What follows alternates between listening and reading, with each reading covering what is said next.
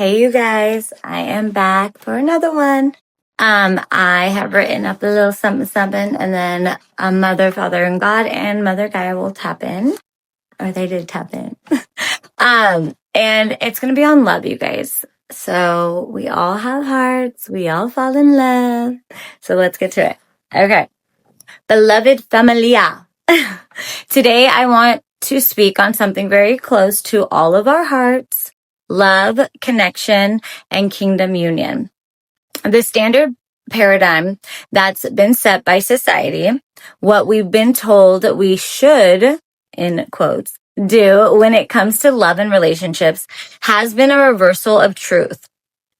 We've been advised to fit into molds, follow human-made rules, and chase checklists that sound logical, but are empty of spirit. So, one truth comes from the logical brain, from humankind's societal norms, from what looks good on paper, the resume of love. But there's another truth, God's truth. That truth must come from the heart and soul. And yes, it requires us to understand, to align, to be transparent about our needs in a relationship, and to hold beliefs that create a harmonious, loving, and productive union, just as we do in true friendship. That is so true, you guys. I mean, sometimes you look around and I'm sure people in relationships, if they have the heart to say it, but if we put sometimes we put more effort into friendships, and we forget, what truly came from a real loving relationship, friendship first. And it's just really sad to see how far people can get away from that true friendship, with doing things for others, not expecting, this sex and all of that stuff. And I get that. Like, obviously, like, you're in that relationship, that comes along with it.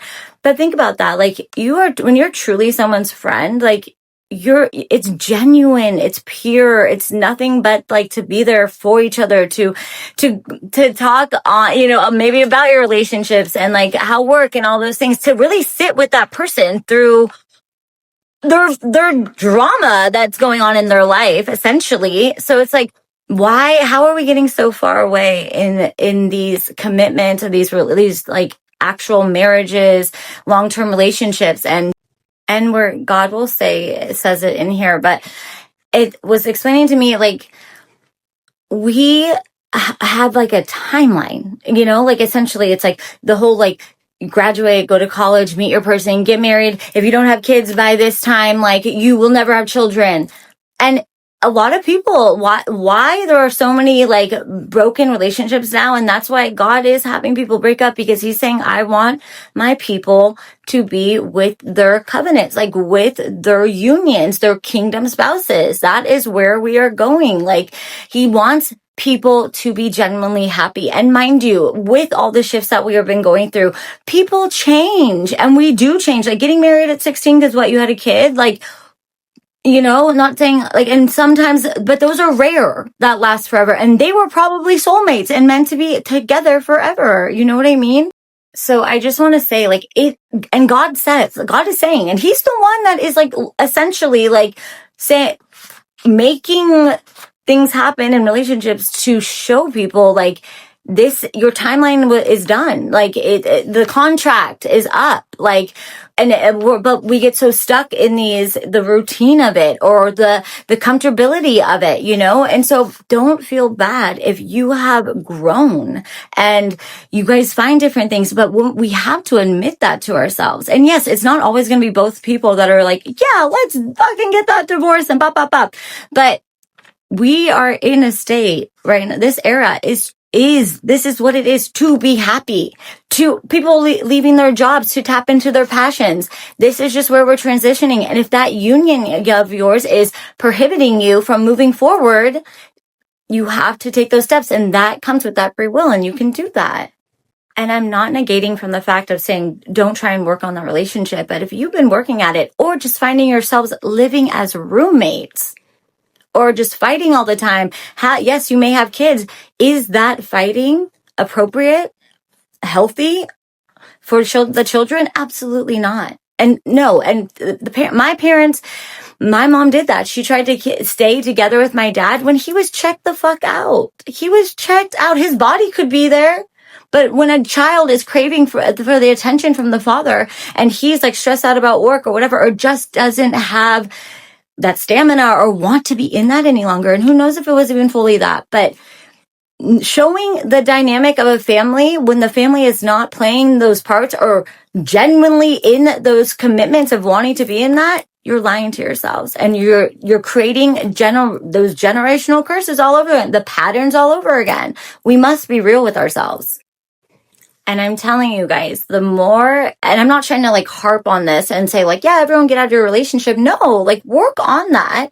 But if you guys are, if you're just not seeing what the reality of it is, like you're doing yourself a disservice. And I know it's harder for one person that's really like, and you know, you just can't, you really cannot do that for the children. I'm telling you, the therapist even told my mom, when I went, because I had my eating disorder, so I went to like a rehab or whatever, and like all of this was spoken about, and we brought her in. The therapist said, Diane, you honestly should have gotten that divorce. It would have been a healthier dynamic for the children rather than, she didn't say it like this, but almost like playing like dinner time, and my dad was just not there, you know, because the kids don't know the difference, but they feel the difference. So, and if you're not talking to your children about these things, like, it is detrimental. This is why we have these traumas. So I'm just saying there are ways to break these cycles, you know, and no one wants to sit in unhappiness. And when we can face that and really, and say you work on it and you guys commit to that, working on it, and you make it through and you elevate together, however you see fit. That is beautiful, but it's so sad. Like when I see people that, yeah, maybe have the kids not even married and are separated and are using their children as like, well, your dad are you kidding me? Like it is, please, people, take responsibility for choosing to have that child and love it unconditionally. And it is not your in-between battle with you and your ex or you and your ex-husband or ex-wife. You know what I mean? Like we have to, this is why God is doing what he's doing, because he's like, I need my people to heal individually. He's saying no, and he's separating who needs to be separated. Because I think more than half of us, more than maybe even like 75% of us can say we are sitting with parents that are divorced. Absolutely. And absolutely was their trauma. Admit it or not, it's trauma. Especially if your parents are not sitting you down individually or even as that family together, and they're just singularly, you know, they just did it with themselves and then like kind of like threw the kid into the therapist. Like, I swear, it's like I look at it as an adult now and I'm like, I see where my traumas are. This is why you guys were out here like mommy issues, daddy issues. We all have them. Even in the homes that like, you know, act all perfect all the way through. For what? For what? Like, that is even more traumatic. Like, you know, not choosing to get that divorce and sticking through it and like faking it. Like, let's not do that. So God's wanting us to get back to the rare bunches out there that are happily still married, happily talk to their children and take accountability for their changes. Yeah, that they have changed and they're going to like express what their needs are and all of that, because, you know, it's so funny, like the whole, midlife crisis for men, actually, that's them going through an ascension. We blame it on a midlife crisis. We label so many things, you guys, and we like suck to the label. And it's like, what's the label doing for you? You know, we're not dealing with the core of it. It's just like a dry drunk, right? Okay, sure. Never drink again. You know, that's great. But are you dealing with the root of the issue as to why you started drinking? That's why the substances and alcohol, anything, it could be overly working out. It's not the habit that's become excessive. And we have workaholics. My dad was a workaholic. That was the biggest problem in the relationship, in the family dynamic. And he still is to this day, you know, and he never chose to work on that. You can't make your work your worth. Do you see? And just like when we're so depressed, we can't keep filling ourselves with substances or, over exercising just because that looks like, oh, she works out all the time. That might be an eating disorder. You know what I mean? We have to get to the root of the issue. And it's in every single one of us. And you are lying to yourself if you say you don't have any issues. That would be a little terrifying, honestly. So you guys, that is what God, and I get it. We have a lot of distractions. We've been told a lot of things that are lies. So we are healing and working through those limited beliefs. And when we can really just accept that all of us have traumas, all of us. But the biggest acceptance is wanting to work on them, is wanting to feel better. And yeah, you got to tap in. You got to tap into them. But when you do, like I say, it's not even like, oh, you learned the lesson. No, you healed the trauma. And even if no one around you wants to heal that, that's on them, right? You are then the one that's you show them. That is why they even call, like I always said, like the black sheep kind of thing. God places one of us in that family. That's kind of like the one that does it their own way, right? And it's like, oh, you're the outcast, or they make that one like the sick one, like, oh, they're on drugs and all that. But right when they heal, what happens? Everyone around has to stop their mouths and look inside themselves and say, do I want to heal?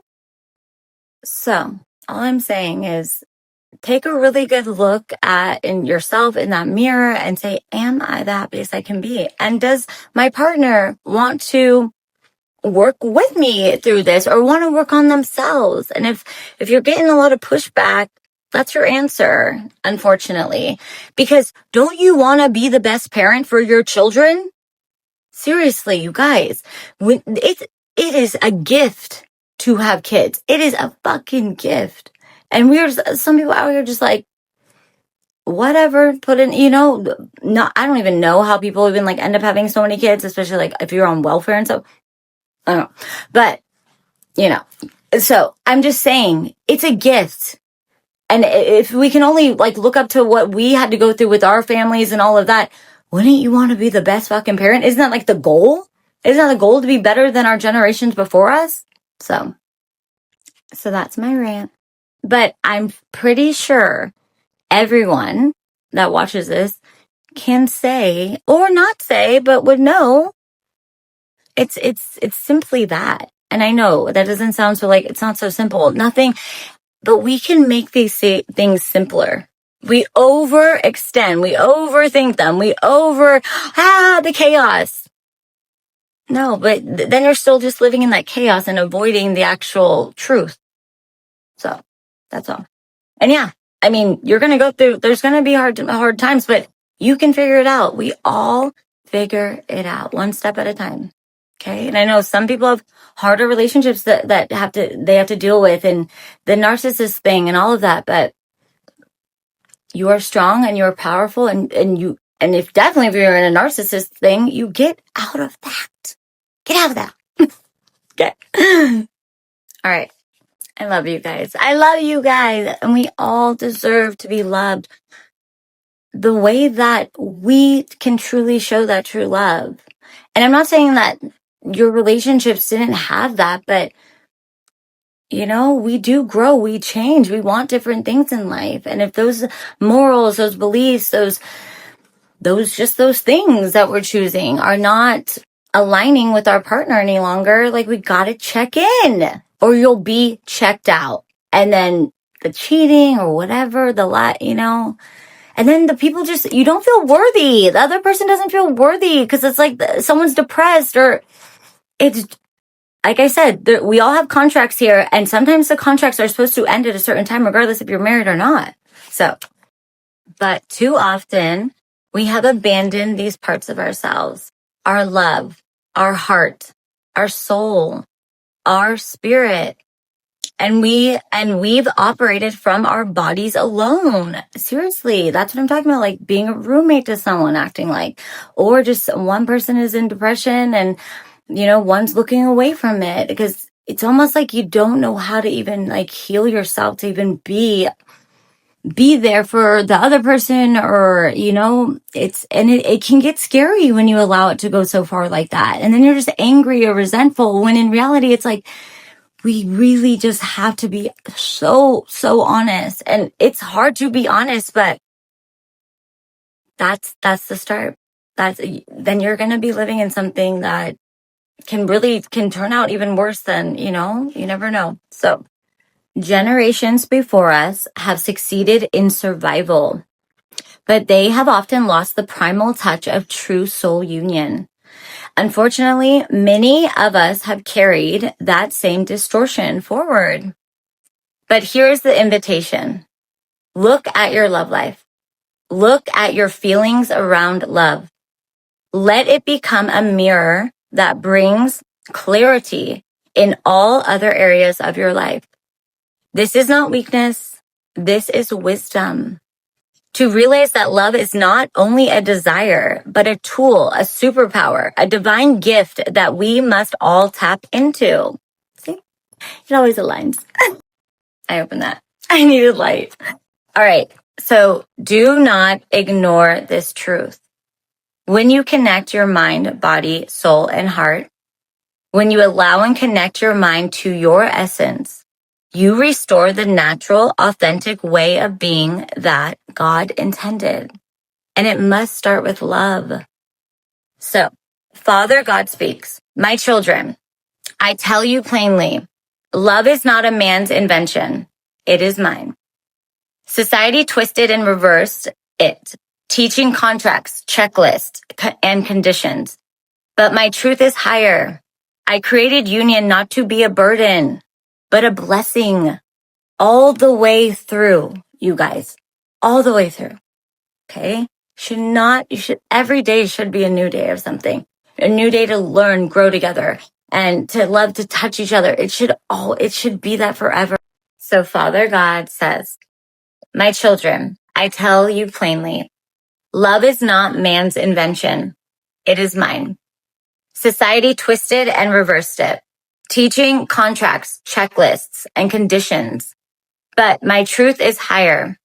I created union not to be a burden, but a blessing. Kingdom unions are not built in haste, nor through freshly desire alone, but in the fire of refinement. To my sons and daughters waiting, hear this. I have not delayed you. I have prepared you. For when I knit two souls together in covenant, I do not break them apart. Do not fear the time or the separation, for the time apart is my refining hand. Trust it. When I bring it together, no man, no demon, no system will be able to tear it apart. When you seek union, align with me. If I am not at the center, the foundation will crack. But if I am the center, that love will outlast every storm. And he means that. It is true, though. It really is true. When you walk with God, you don't have to worry about much. You don't. You're protected. You're guided. You won't make the mistakes. I'm not kidding. You will not. He does not lead us to make mistakes. He does not lead us into chaos. He is a man of clarity. Okay. Just letting you guys know. Trust me. Okay. And then Mother God, Divine Mother speaks, my beloved children, love is not only fire, but gentleness. It is not only strength, but tenderness. Many of you have mistaken striving for strength, but true strength is in compassion. We must have compassion for ourselves to even have it for another, and understand what that need of that compassion for you and another is. When you love as I love, you nurture, you forgive, you grow side by side. Do not despise the longing in your heart. I placed it there.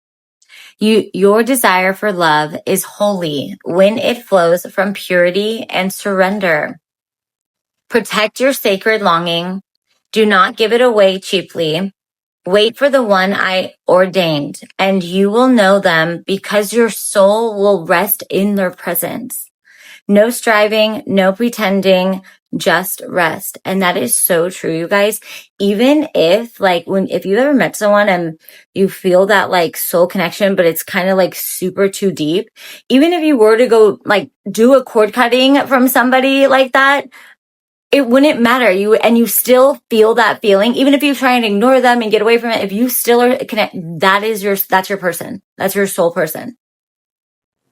That is how you know. Even if you're like, I don't know, like say if they were even like in something and you met them, but like you cannot understand, like, it's like not good for you, obviously. Like if there was someone like, and you're like trying to be like cut it off and you guys are even like saying, okay, no.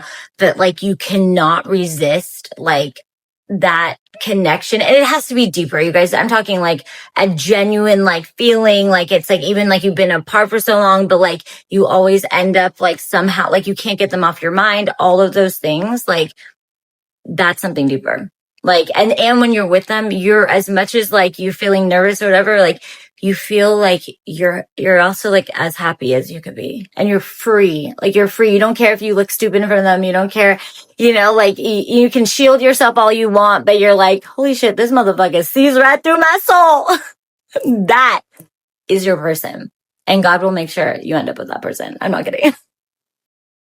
And you guys, those kind of relationships, if you can be with that person, and God will also have you maybe even be apart because you both need to like heal and work on yourselves individually. So when you unionize again, you will be fully ready. And then then a lot of times he'll have you guys say you have deeper other, like traumas or whatnot. He'll like have you continuously like heal together, because like soul ties like that, or like twin flames that come back together like that, those, yes, some of those can be like the hardest ones, right? But because you're like a mirror, you're a full mirror to that person. It's like you in like the male form, or you in female form, and if you're the male, you know what I mean?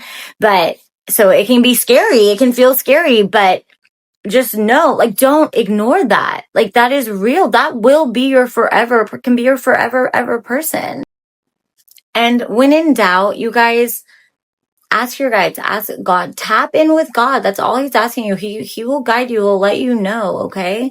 But I'm telling you, like, if you want your true happiness, yeah, you got to look at yourself. You got to admit to yourself, I have a heart and I want to love. I want to be vulnerable. But I also want to be strong and like know what I want in my life, and be able to communicate that and build off of that. And trust me, if that's your person and you can get them off your mind, they're probably just as similar as you, and they will get it. You gotta give people opportunities. Even a conversation. I think we get so scared that it's like, it's all gonna like fall out or something. It's like when it hasn't even been able to begin. So just make sure you guys are communicating and being real with yourself and real with the other, rather than sitting on your thoughts about them, So you guys, we're all more alike than we think. You know what I mean? So, and we're all going through these changes and these separations, or these like upgrades, but if that's what it takes to get to your true happiness, I would hope you would be having that conversation. I would hope that you'd want to at least get that off your chest, and there's no weakness in that. You guys, that is, to be vulnerable, that is the biggest strength. And shit, you'll go through a full ascension, even just like getting things off of your chest, being your real self, standing in your true identity, your divinity. It's so powerful, you guys. I cannot stress that enough. But give yourself that chance. Do not settle, and don't sit in just fear. Don't let fear be the end all, because you're still going to have those feelings.